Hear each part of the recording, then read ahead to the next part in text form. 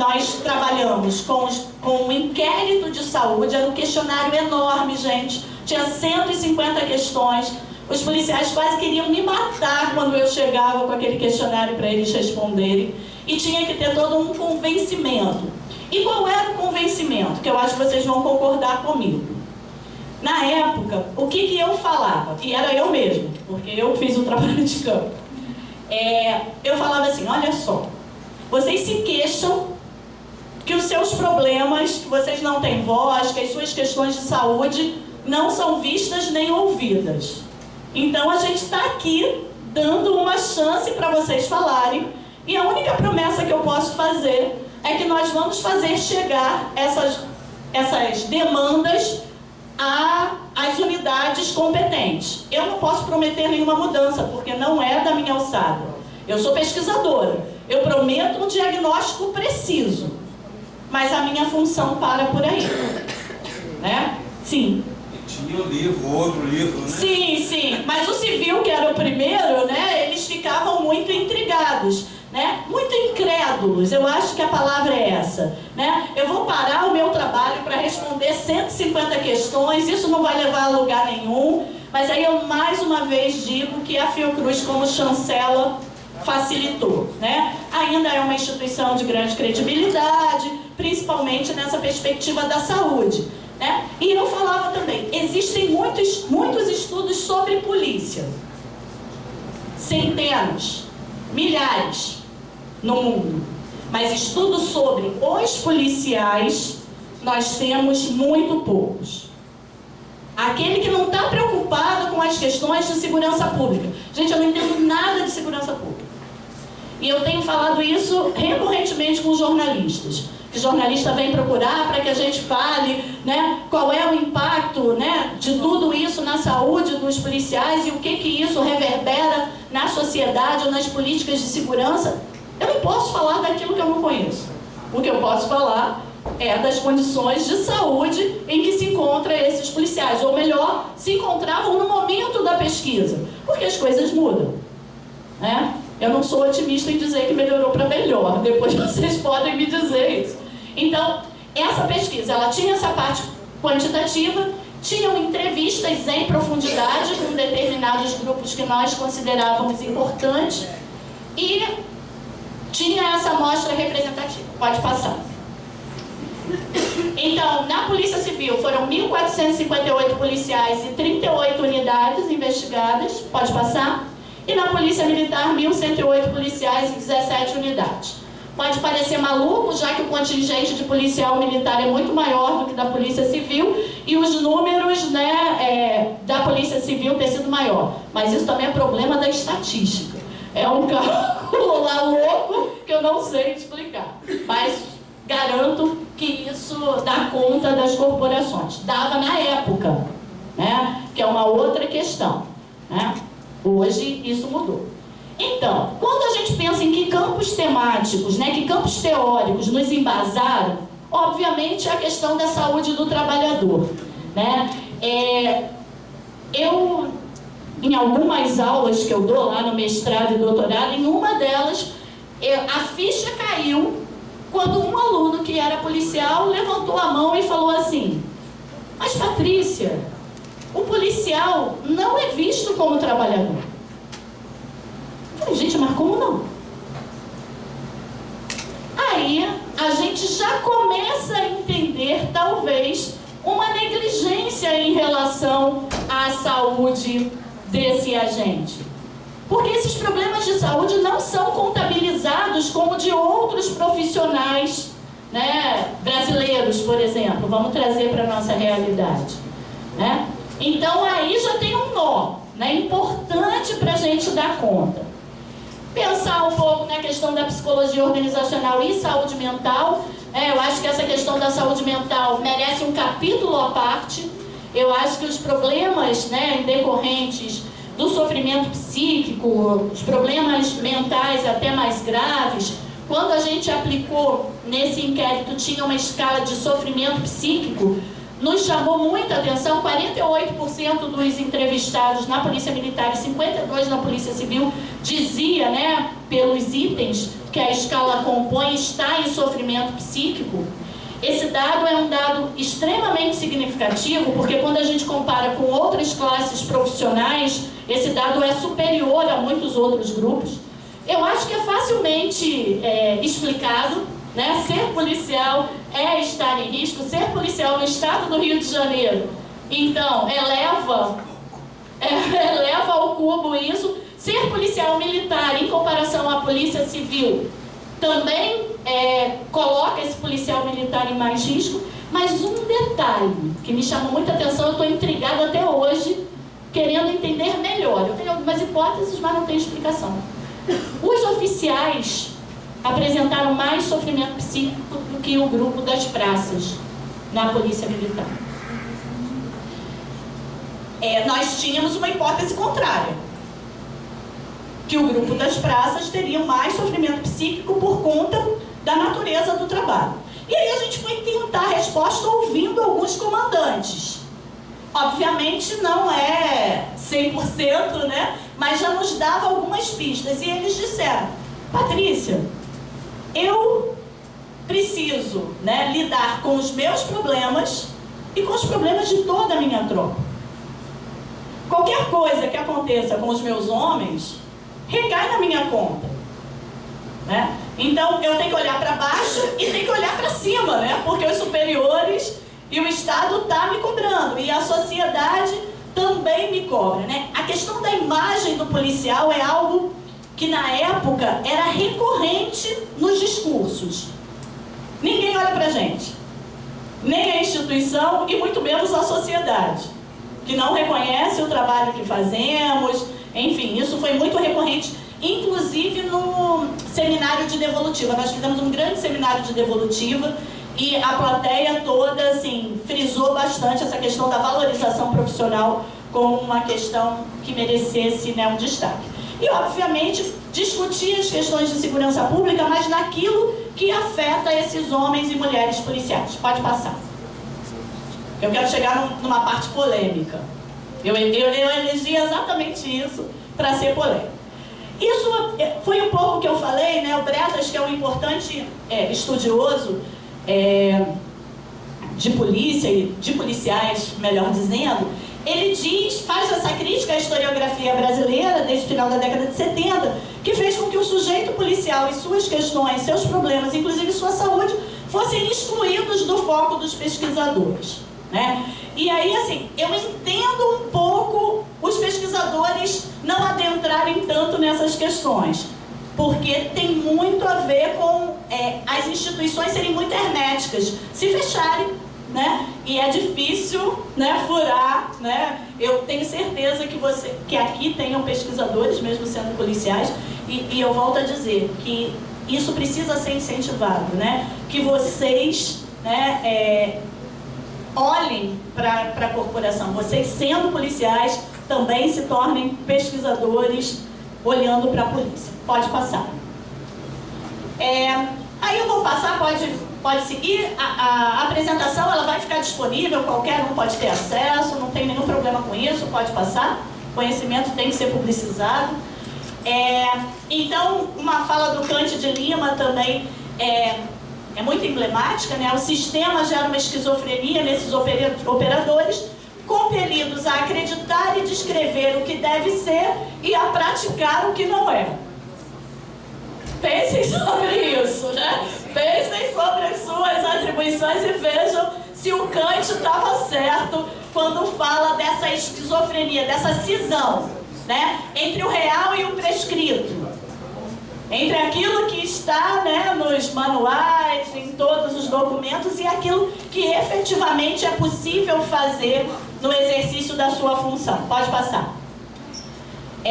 A Muniz também vai falar dessa ambiguidade da cultura policial nas ruas, o que está na lei e encontra-se no mundo, e o que encontra-se no mundo e não está na lei, né? Essas coisas não se encaixam e, obviamente, isso causa algum desconforto emocional, psíquico. Pode passar.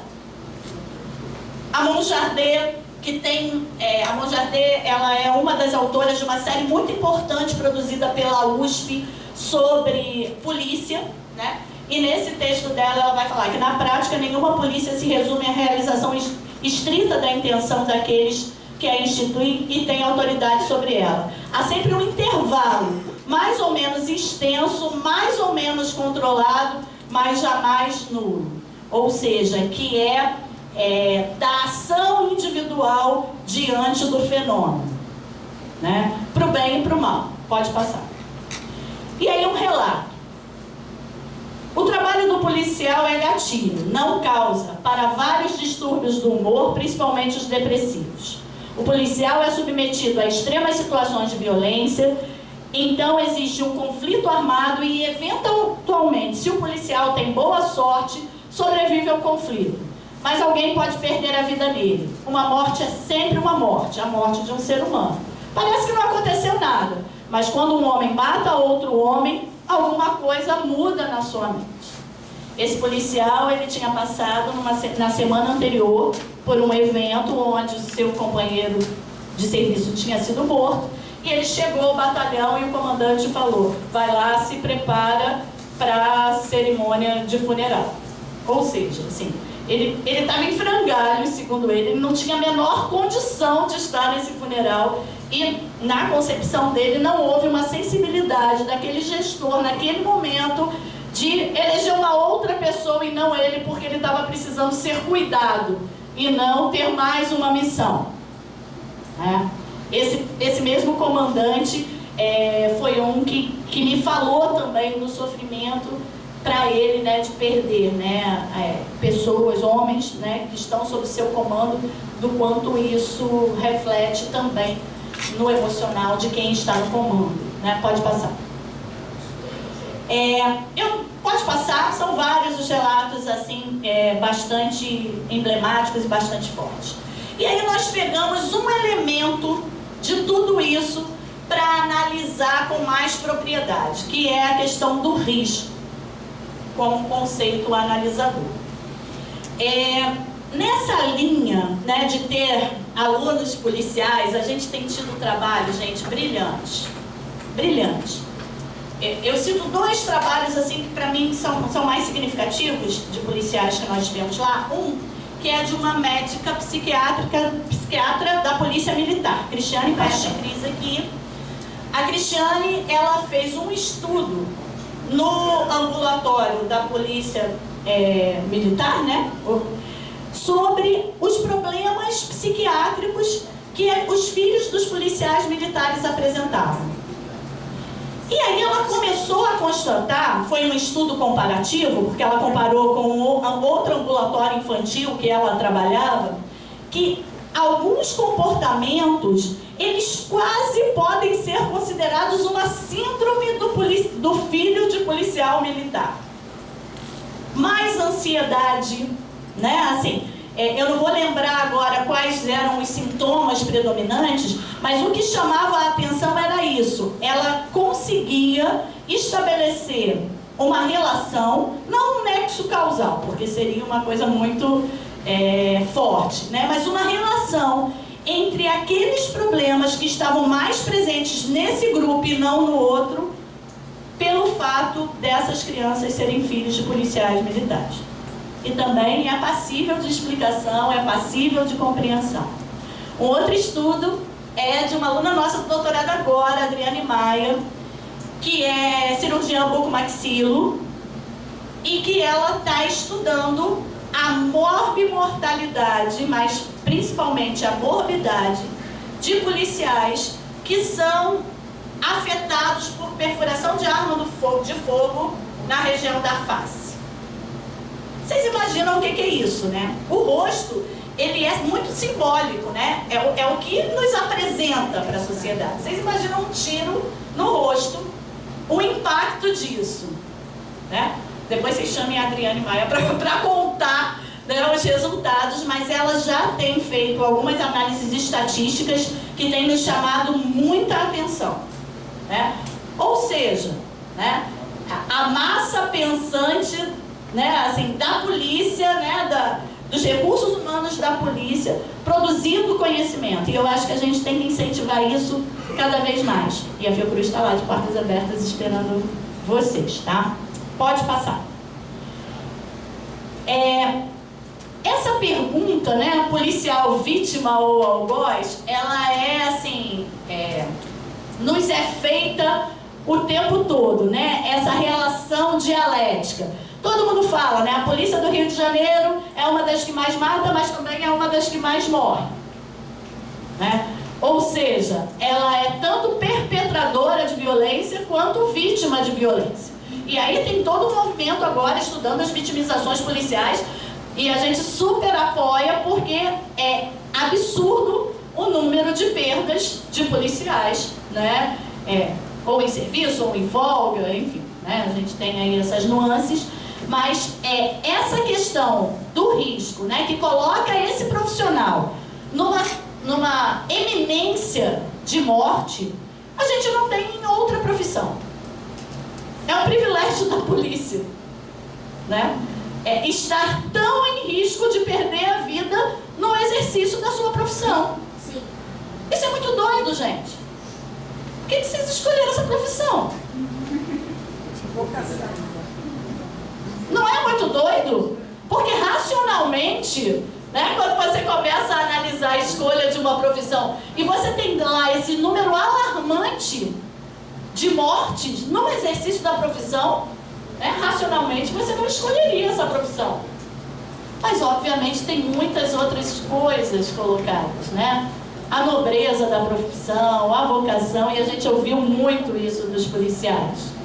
E além disso, tem o prazer do risco. E aí, isso também é outra coisa muito doida. Vocês são muito doidos. Eu já digo logo que vocês são muito doidos. Mas eu ouvi, a minha tese de doutorado, que foi lá no tempo da Coca-Cola com rolha, lá, eu fiz uma comparação da Polícia Civil do Rio de Janeiro e de Campos dos Goytacazes. Eu falei, bom, policial de Campos vai estar tudo saudável. Né, Igor? Igor é meu aluno e é de Campos. É meu aluno de mestrado e é de Campos. Vai estar tudo saudável, gente. Não tem um índice de violência tão alto. Hoje tem muito mais do que lá atrás. Eu falei, não, vai estar muito tranquilo. E aí, gente, qual foi a minha surpresa?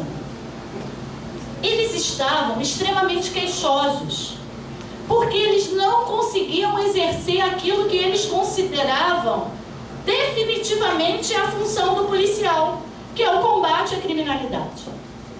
Então eles diziam que eles estavam meio em banho-maria, que eles foram treinados para uma coisa que eles não conseguiam exercer. E aí eles falavam, é como se tivesse algo pulsante dentro da gente, prestes a ser executado, e não tem como executar. Eles falavam, aqui a gente faz polícia de papel, aqui a gente fica atendendo os casos de briga de vizinho, né? Policial mesmo é um policial da capital, né? Que enfrenta a criminalidade, que enfrenta, né, o risco.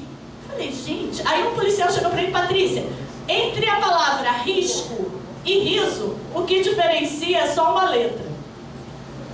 Eu escolhi a profissão policial por conta da adrenalina. Eu gosto de viver perigosamente.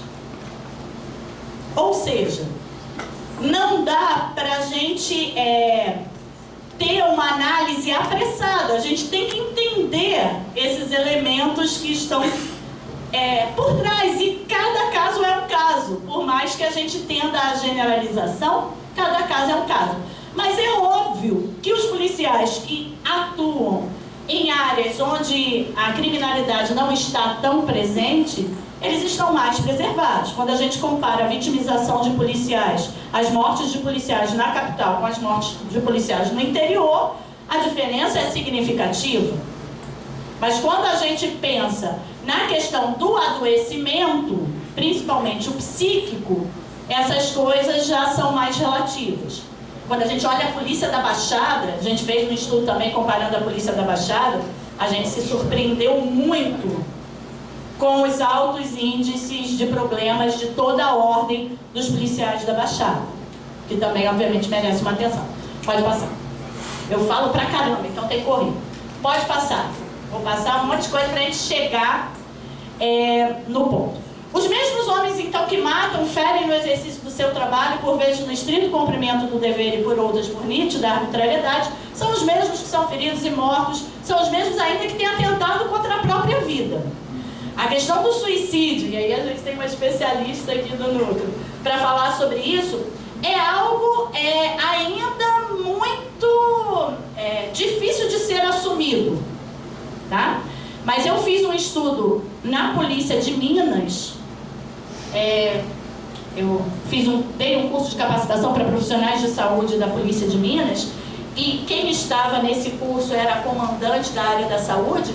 Ela me falou: Patrícia, aqui em Minas, né, pegando todo o estado, a gente tem mais ou menos um caso de suicídio de policial por dia. Agora, isso é veiculado? Não. A polícia tenta de toda forma não relacionar isso? Sim. Está mais presente naqueles policiais que já não estão na ativa? Sim. Né? Porque se a polícia, quando está na ativa, ela não tem o cuidado da saúde devido, quando ela sai, então, né, é muito esquecido. Né? Então, isso é aquela realidade de Minas. Isso recentemente, ano passado eu estava lá com eles. Então, eu acho que essa questão do suicídio, né, que vem crescendo na sociedade como um todo, porque eu acho que é uma outra coisa. A gente olha para a polícia, mas a gente tem que olhar para a sociedade. A polícia não caiu, não veio de Marte, não caiu de paraquedas, né? Os problemas que estão na sociedade estão também na polícia, né? Então, isso está aí bastante disseminado na sociedade, infelizmente, enfim, novos tempos. Pode passar. Pode passar essa questão do risco, eu falei. Eu quero ir para os dados sobre uso de drogas. Pode passar. Aí são alguns artigos que a gente... e esse dado é importante, né? A Polícia Militar apresenta taxas de mortalidade quase 4 vezes maior do que a população geral masculina. A gente sempre tem que ter um parâmetro de comparação, né? E 7,2 vezes a da população geral da cidade. Então, quando a gente compara a chance de morrer de um policial militar com a população masculina do estado, é quase 4 vezes maior. Quando a gente compara com homens e mulheres, vai para 7 vezes, né? Quando a gente olha para o Brasil, 7 vezes mais chances do que a população masculina e quase 14 vezes mais do que a população em geral. Então, entre eu e vocês têm 4 vezes mais chance de morrer por violência do que eu. Isso não significa que isso vai se dar, né? É um cálculo de taxa. Esse dado é surpreendente. Pode passar. A gente tem também mais possibilidade de morte nos policiais militares do que nos outros agentes, como guarda municipal e policial civil. Pode passar. Pode passar também. Então, obviamente, né, a gente já em 2005 falava que era urgente que a gente se sensibilizasse. A gente, sociedade civil, a gente, pesquisadores, nós, sanitaristas, né, com essa questão, que não existe uma fatalidade, né? Existe aí um problema sério que precisa ser olhado e cuidado. Pode passar. Também já pode passar, né, a questão e uso de substâncias. Por que eu peguei o uso de substâncias como um dado importante para conversar com vocês? Porque o uso de substâncias lícitas e ilícitas diz muito do estado desses trabalhadores, né? Quando a gente pensa em uso de drogas lícitas e ilícitas, ele está alocado no campo da saúde do trabalhador dentro da perspectiva da saúde mental. Então, você pode sim ter um uso recreacional, mas muitas vezes, e quando a gente relaciona com o processo de trabalho, esse uso, ele está atrelado ao mal-estar nesse trabalho. Tá? E aí a gente ouviu diversos depoimentos de policiais, inclusive policiais que foram com o questionário bater na minha sala, no Claves, com o questionário, falando: pelo amor de Deus, me ajuda. Eu não consigo pedir ajuda dentro da corporação. Me ajuda. Eu não consigo falar disso com o médico que é meu superior hierárquico. me ajuda a me tratar de uma dependência química clara aqui dentro da instituição. E isso nos deixava numa situação bastante complicada, né? Porque nós estávamos ali na função de pesquisadores, mas também não podíamos não ouvir essa demanda, né? E aí, obviamente, nós fazíamos os encaminhamentos que podíamos fazer. Foram 5 casos. E outros tantos que encaminharam cartas ou fizeram testemunhos, assim, enormes no questionário, numa parte aberta que tinha do questionário, falando que começaram a consumir drogas depois que entraram na corporação, que foi um dado importante. É óbvio que são casos isolados, a gente não está falando da corporação como um todo, né? E assim, casos bastante emblemáticos. Inclusive o caso de uma mãe que viu a matéria do livro no jornal, depois que o livro foi publicado, e foi com o jornal. Vocês, quem não conhece a Fiocruz, mas imagina o tamanho que é aquilo. Na reportagem só falava Patrícia da Fiocruz. Foi de porta em porta até encontrar o Cláudio, até me achar, pedindo que ela não tinha condição de comprar o livro, que ela queria o livro, porque ela iria usar o livro para pleitear um tratamento para o filho que tinha se envolvido com droga depois que tinha entrado na corporação, e ela queria os direitos do filho de ser tratado e cuidado pela corporação. Obviamente que tem uma falta de conhecimento dos trâmites, né? Se ela fosse buscar ajuda na unidade de saúde, ela teria, mas para a gente ver como é que essas coisas reverberam, né? Então, vamos olhar esses dados. Pode passar.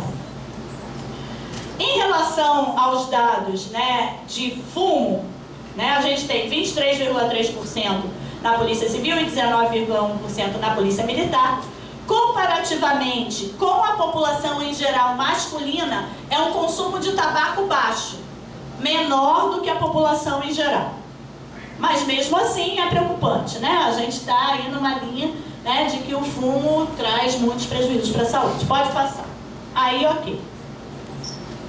Aí a gente vai para álcool.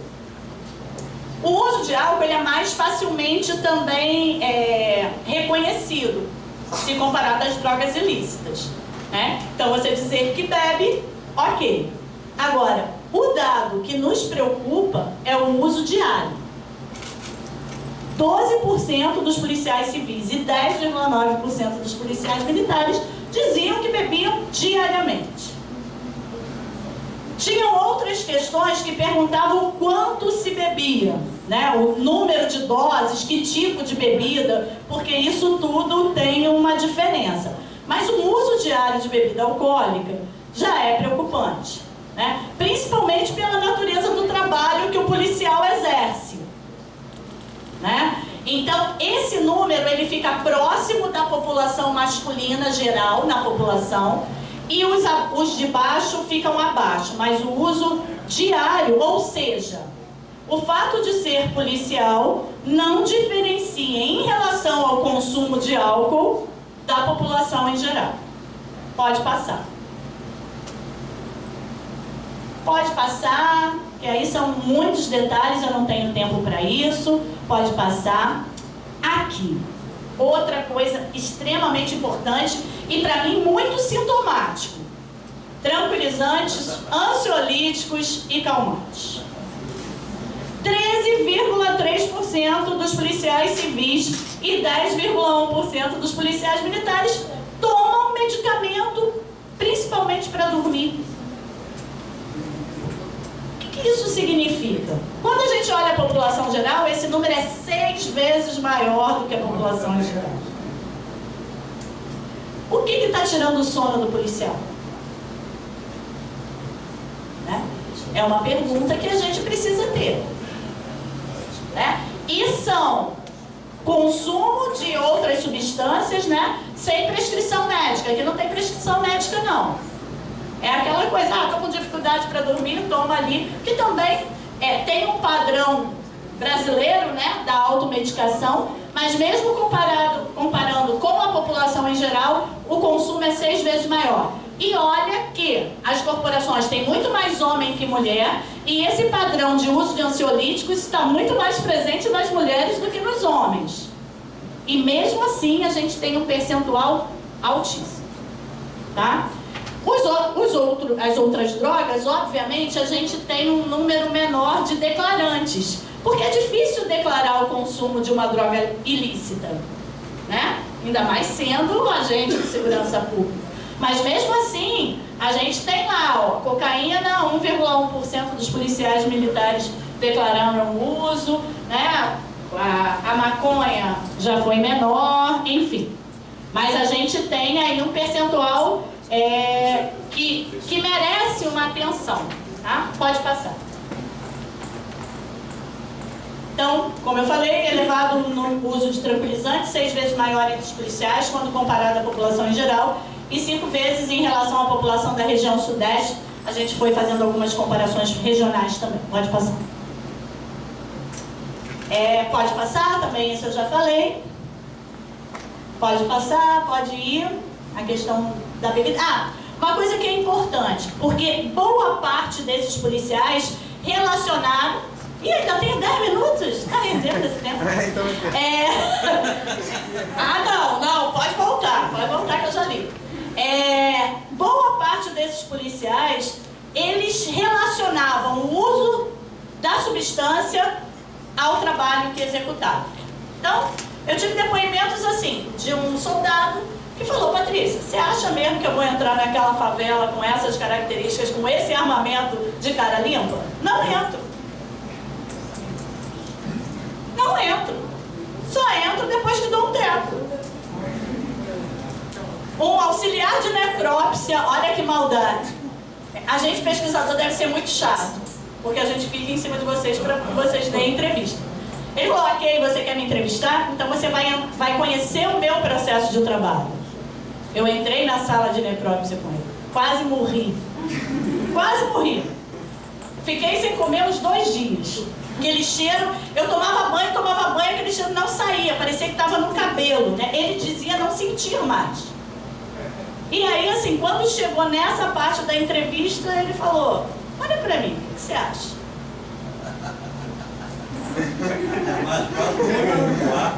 Então tá, né? Então tá. Eu tô pura, então deixa eu ir embora, né? Eu tô pura, deixa eu ir embora. Então, assim, é óbvio que são casos isolados, mas são situações importantes para que a gente olhe. Quando eu fui dar esse curso lá em Minas, que era um curso pela Senasp, a primeira reação dos profissionais de saúde, que era civil, militar e corpo do bombeiro, que estava numa sala como essa aqui, e o curso era sobre o uso de substâncias, eles olharam para mim: é para a gente trabalhar com a população, né? Uso de substâncias na população. Não. Uso de substâncias na corporação. Não. Isso é o primeiro dia. Eu ficava com eles 6 dias, segunda a sábado, de 8 às 5. Não. Na corporação? Não. Como assim? Como é que a Senasp bota um curso assim? Eles se sentiram atingidos com aquilo. E aí, com o tempo, né, você vai criando mais vínculo, vai quebrando, né, vão entendendo o sentido daquilo, aí começa: não, mas o carinha lá que trabalha comigo no batalhão, eu tenho certeza que ele faz uso indevido de drogas. E o meu colega da sessão só chega alcoolizado. E fulano, que segunda-feira não veio trabalhar, porque bebeu o final de semana todo, na segunda ele não chega.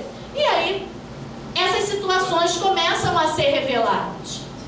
E aí, quando a gente também dá um tom da saúde pública e não da segurança pública, a gente não está aqui para dizer, né, para questionar se está certo ou está errado, usar ou não, né? A gente está aqui para dizer: esse uso, em sendo policial com uma arma na cintura, eleva esse risco significativamente.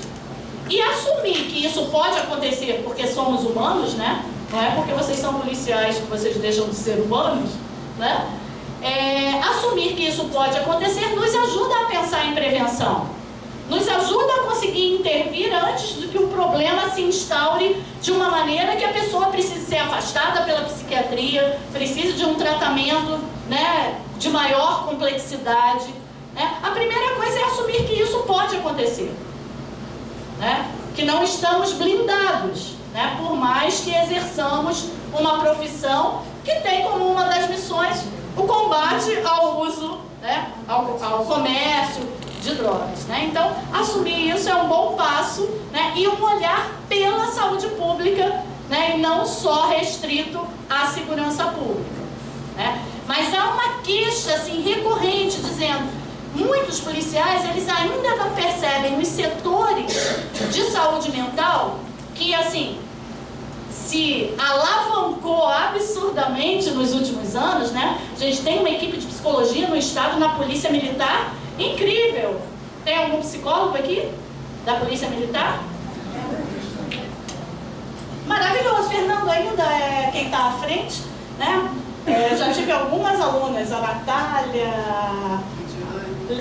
assim, tive umas 10 alunas já de psicologia, da psicologia que estudaram lá com a gente.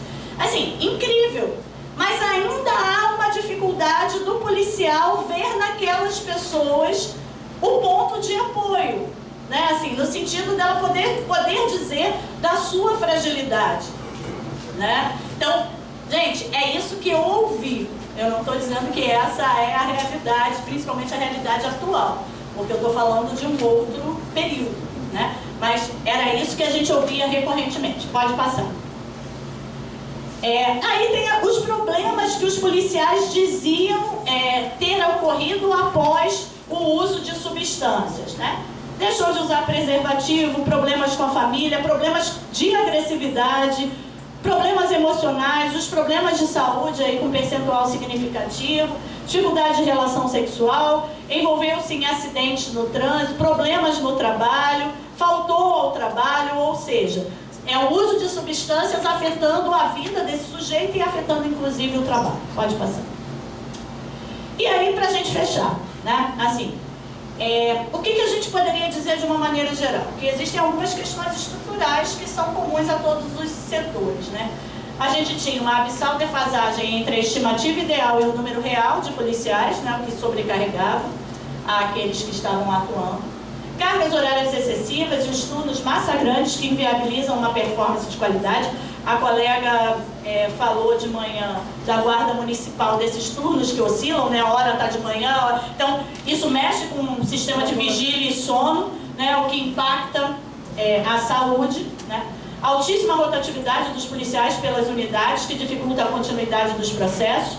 Isso muito na Polícia Civil, né? O policial civil sinalizava que tinha muito medo de ser chutado para um lugar qualquer do Estado, e isso mexe